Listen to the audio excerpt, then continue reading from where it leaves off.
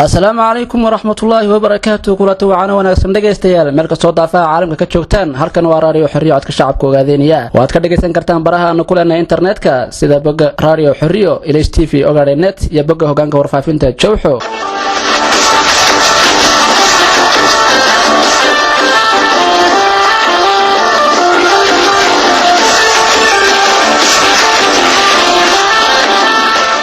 barnaamijyada raadiyo xorriya aad ku maqli doontaan waxa kamid ah shirkii wada tashiga ay yeesheen madaxda Jowxo iyo odayaal dhaqameedka deegaanka dabcan kaalmihii suugaanta ayaan meesha ka maqnayn marka hore si aan ku daafurano idaacadeena aayadihii quraanka kariimka ahaa bismillaahir rahmaanir rahiim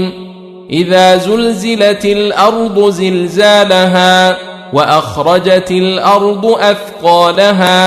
wa qala al insanu ma laha يومئذ تحدث أخبارها بأن ربك أوحى لها يومئذ يصدر الناس أشتاتا ليروا أعمالهم فمن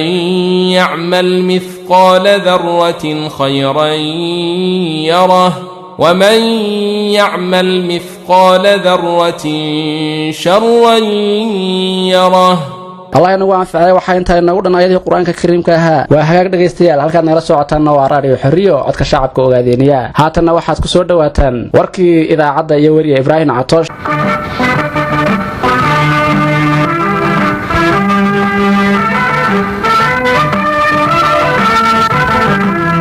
xogayaha jimhadda wadaniga xoreynta ogaadeenaya oo ku jira socdaalkii islaamka baxay gulwade ayaa la kulmay odayaal dhaqameedka degmada Marsin ee gobolkaasi Qorraxay waxa hoteelka barwaaqeed degmada Marsin ku qabsoomay shir ballaaran oo dhaxmaray xogayaha guud ee jimhadda wadaniga xoreynta ogaadeenaya Dr. Cabdiraxmaan Sheekh Mahdi Maade iyo waliba odayaal dhaqameedka degmada Marsin isbarashiyo kala warqaadasho kadib xogayaha ayaa odayaasha u guud maray siyaasadda guud ee dhulka Soomaalida ogaadeenaya iyo guud ahaan geeska Afrika wuxuuna xogayuhu ku nuuxnuuxsaday inay laga maarmaan tahay sidii loola jaan qaadi lahaa isbedelka kan xawliga ee socda dhinaca kale odayaal dhaqameedka degmada Marsin ayaa si qoto dheer xogayaha uga warbixiyay waxaana odayaashu tilmaameen jidka u arkaan in wanaag lagu gaari karo gabagabadii xogayaha guud ee jimhadda wadaniga xoreynta ogaadeenaya halgama Cabdiraxmaan Sheekh Mahdi Maade iyo odayaal dhaqameedka degmada Marsin ayaa isla afkartay in wanaag iyo amaanku dalku si guud looga wada shaqeeyo isla socdaalka xogayaha ayaan ku jirnaa sidoo kale wuxuu xogayuhu intuu joogay degmada Marsin la kulmay xubnaha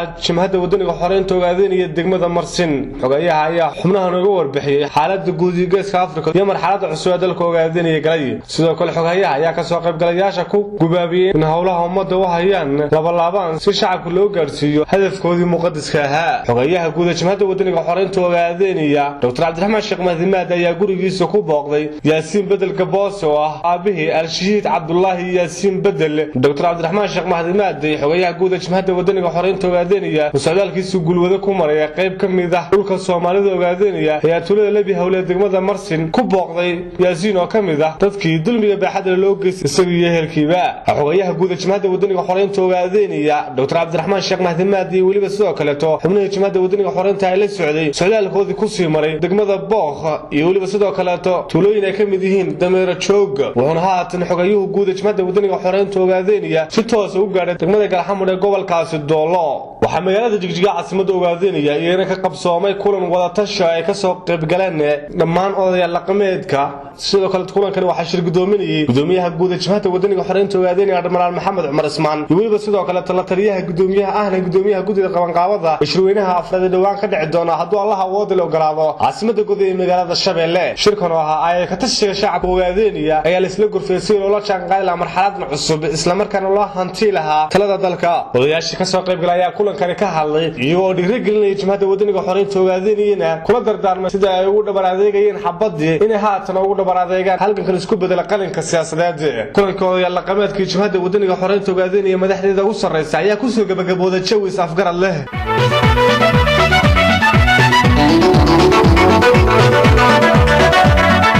aad ayuu mahadsan yahay wariye Ibrahim Catoosh waa hagaag dhageystayaal haatan waxaad ku soo dhawaataan barnaamij gaar ah oo aan ka diyaarinay shirkii wada tashiga jimhadda wadaniga xoreynta ogaadeenaya iyo odayaal dhaqameedka deegaanka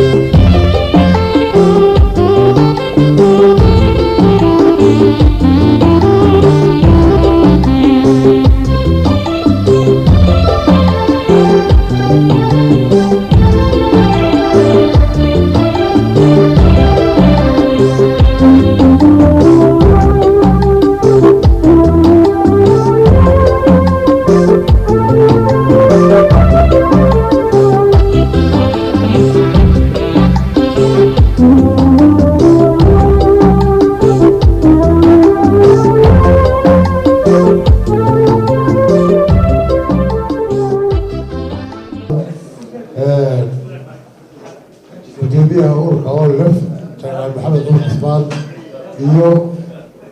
guddigiisa gurdiga guriisa lixanta kusoo jirtay marka labaad waxaa salaamayaa garaadada iyo sadaatiidkii waaasida meesha iskugu yimid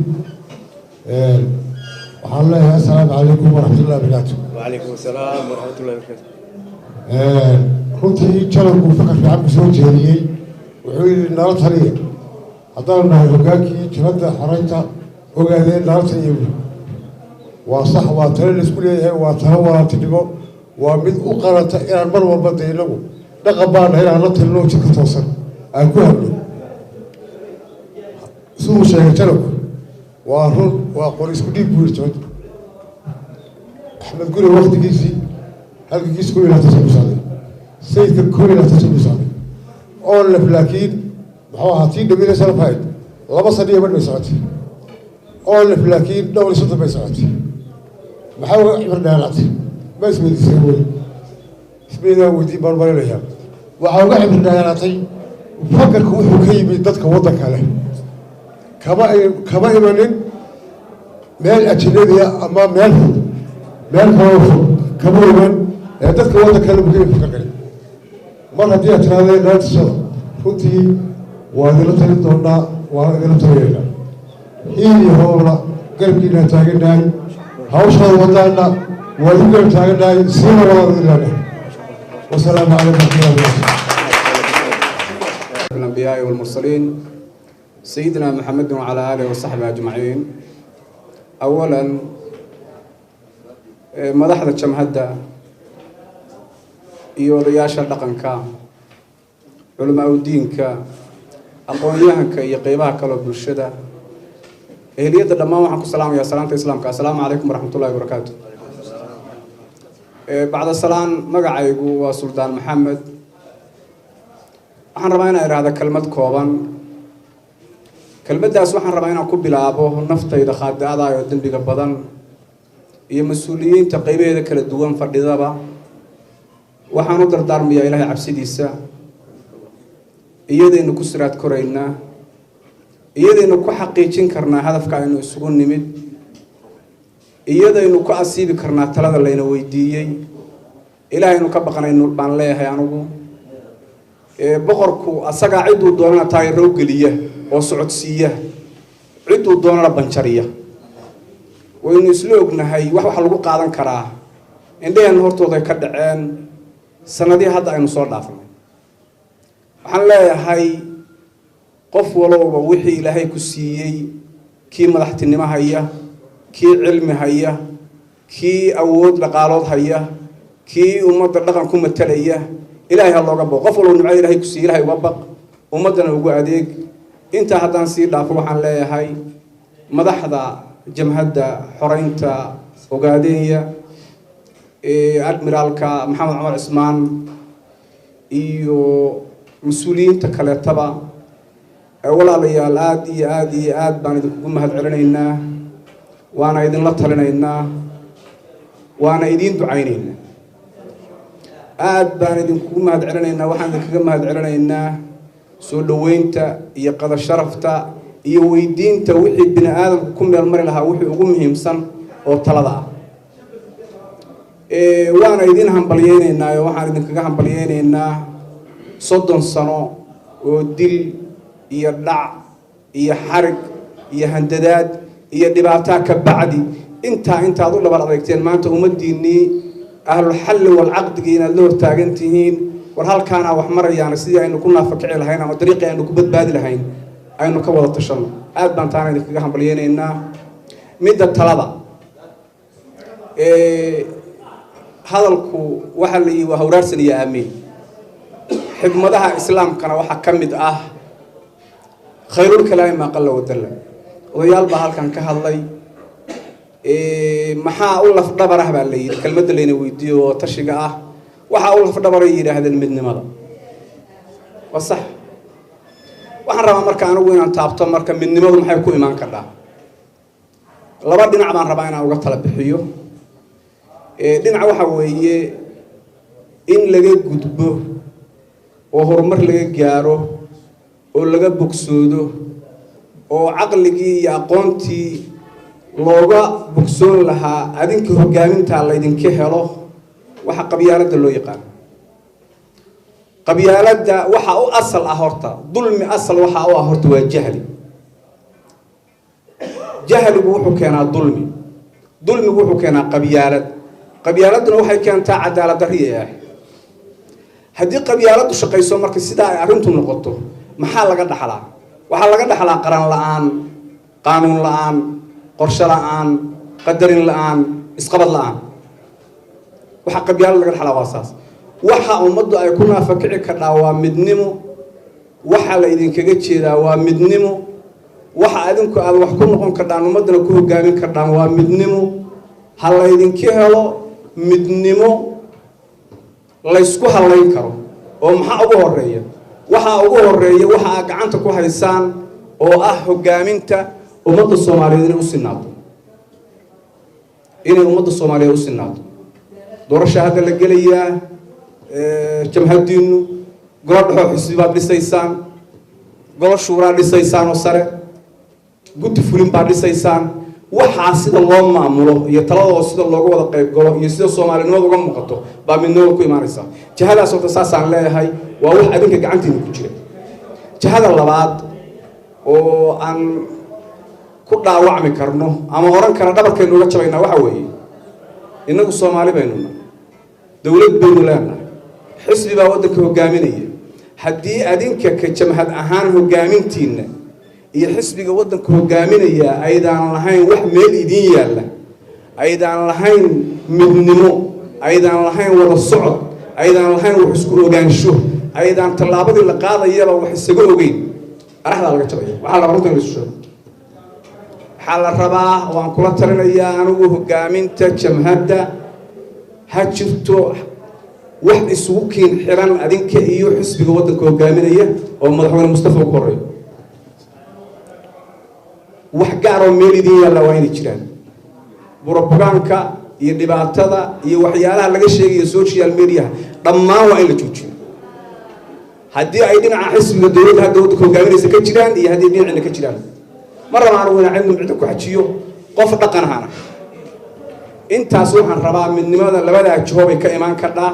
jahada ah adinku waxaad u dhaqaaqdeen oo gacanta ku haysaan inta u su'aal gamayso maanta talada noogu yeedheen ummaddu ay ka wada qayb gasho iyo jihada ah xisbiga waddanka hogaaminaya iyo adinku hadafka inaad ku wada socotaan ummadan xuquuqdeeda in la raadiyo ummadan in la mideeyo ummadan in la horumariyo ummadan ummadaha kale ay wax la leedahay waxeeda in looga dhiciyo waxaas waa idin yaal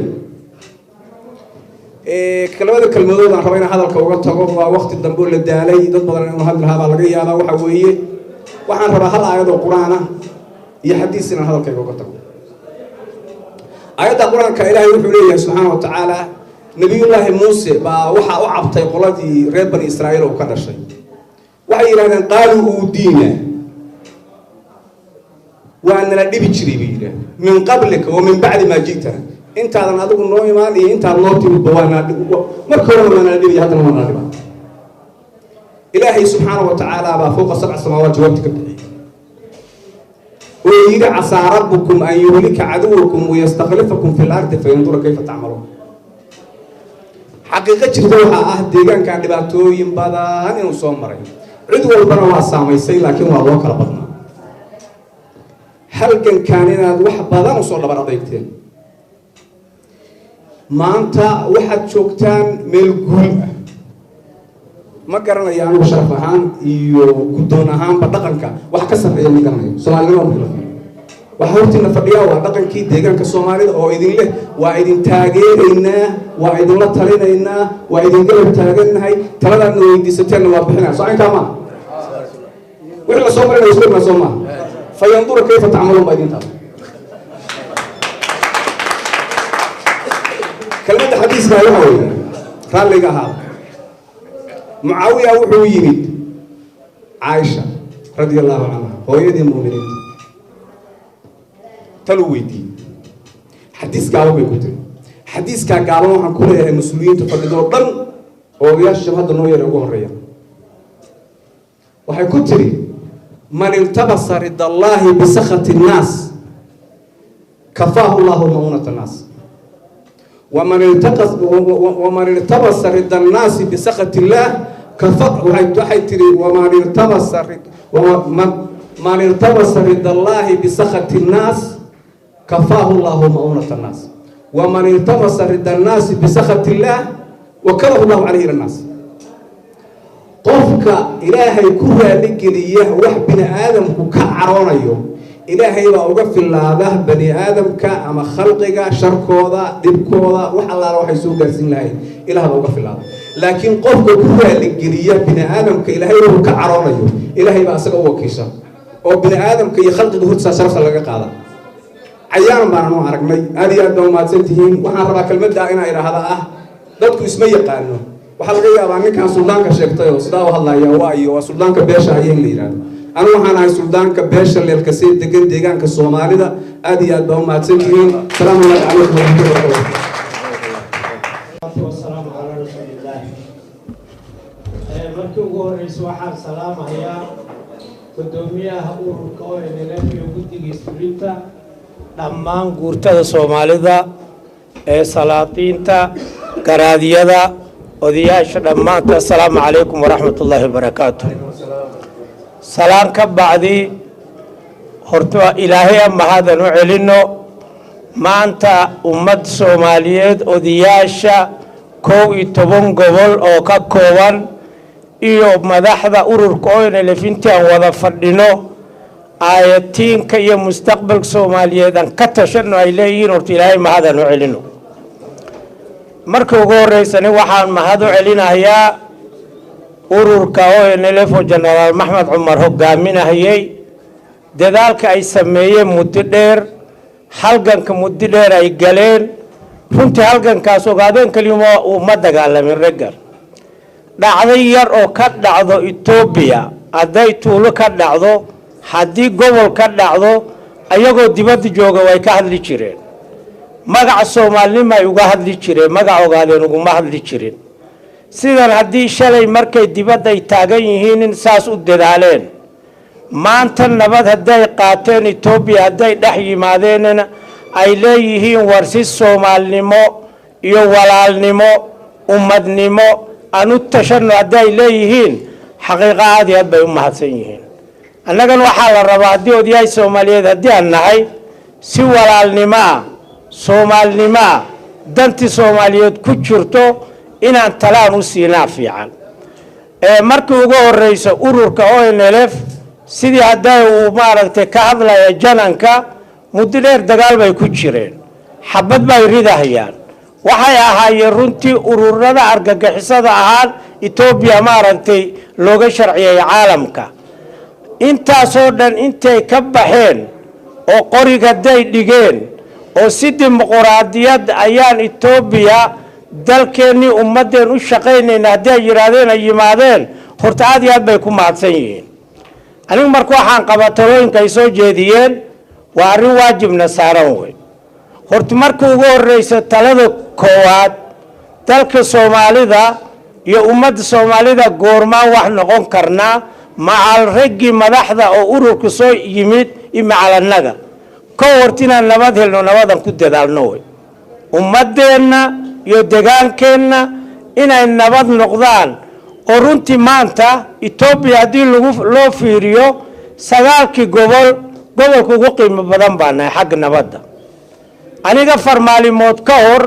Addis Ababaan joogay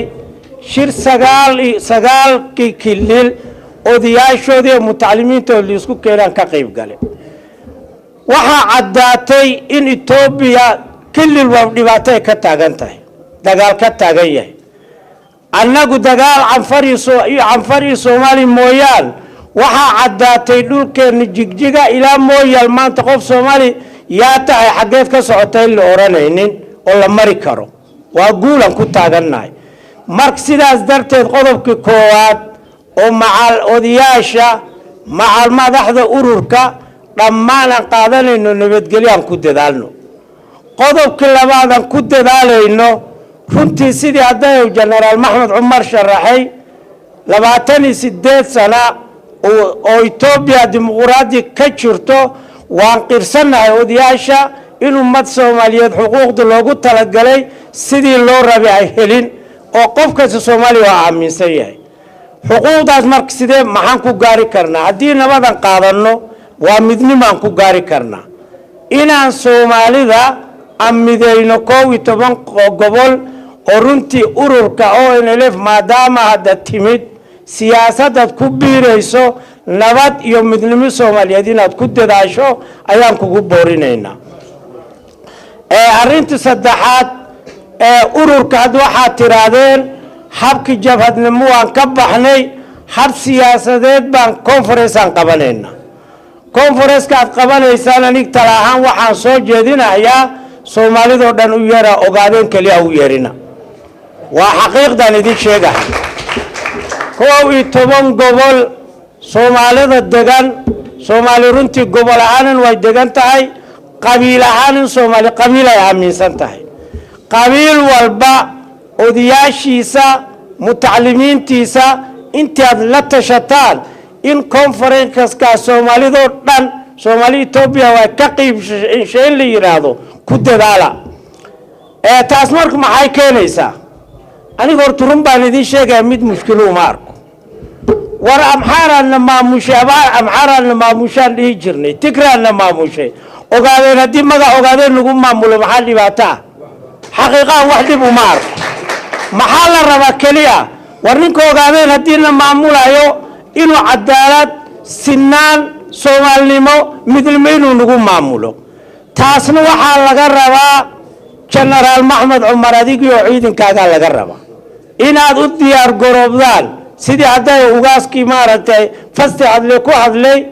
ummad Soomaaliyeed cadaalad sinaan Soomaalnimo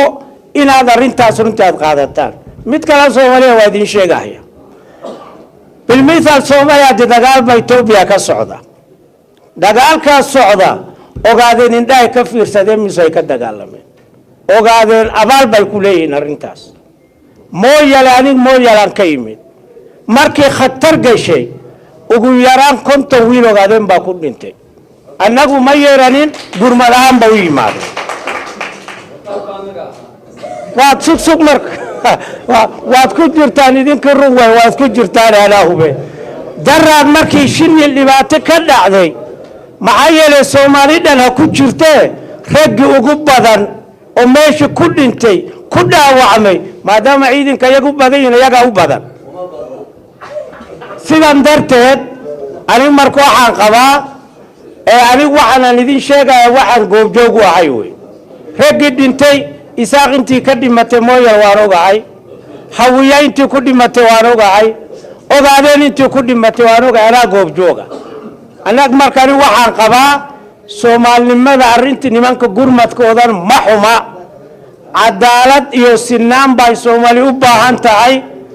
Soomaali maanta waxay u baahan tahay midnimo ay u baahan tahay idinkoo intaas diyaar u ah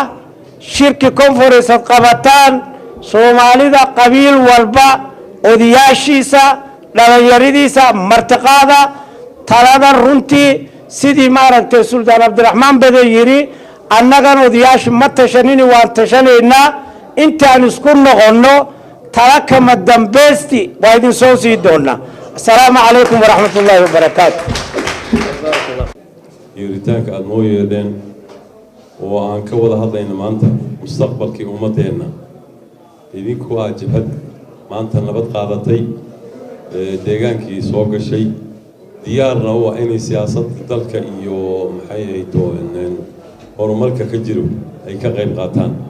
run ahaantii aad iyo aad maanta iyo shalay waa kala labo deegaankeena xilli waxaan garanayaa guday markaan u socon inaan diyaarad raacna maha aan la mari karin waddada oo dhib iyo kadeed iyo dhibaato badan ay jirtay maantana alxamdulilah habeennimo xilligaa doontaad socon kartaa taana waxaa keenay nabadda aad qaadateen sidaa daraaddeed walaalayaal kolley hadal badan meesha kuma harin oo rag iga aftahansan ayaa horey u qaatay jabhadda xoreynta ogaadeeniya xoogaa magacaas waxaad moodaa dadyowga qaar in xoogaa ay ka yara cuqdadoobayaan ama ay leeyihiin maxaa ogaadeenya loo leeyahay soomaalida maa la yidhaahdo run ahaantii aniga lafteyda berihii hore waan idinku yiri war magacaa bedela laakiin maanta fikirkaa ma qabo fikirkaa ma qabo magacaa isaga juhdi badanaa galay naf badanaa u baxday halgan badan baa lagu soo maray 32 sano lagu halgamayay haddii maanta ogaadeen haddii Soomaali la yiraahdana wax hadda farq weyn oo u dhaxeeyo anigu ma garanayo sidaa daraaddeed caalamkane waa dhulka waxaa loo yaqaan ogaadeen sida jirto dhabta hadda safarkii ugu dambeeyay Addis Ababa ka yimid diyaarad weyn oo Boeing aan soo raacay mar allaale markii Addis Ababa ka kacday oo xagga Jigjiga u soo jeesatay ogaadeen yaa soo baxday ogaadeen yaa soo baxday Ethiopia kuma qorin ogaadeen kuma qorin gaalkii soo sameeyay ayaa ku soo qoray sidaa daraaddeed walaalayaal halganka isaga ah runtii naf badan baa u baxday hanti badan baa ku luntay dib badan baa laga soo maray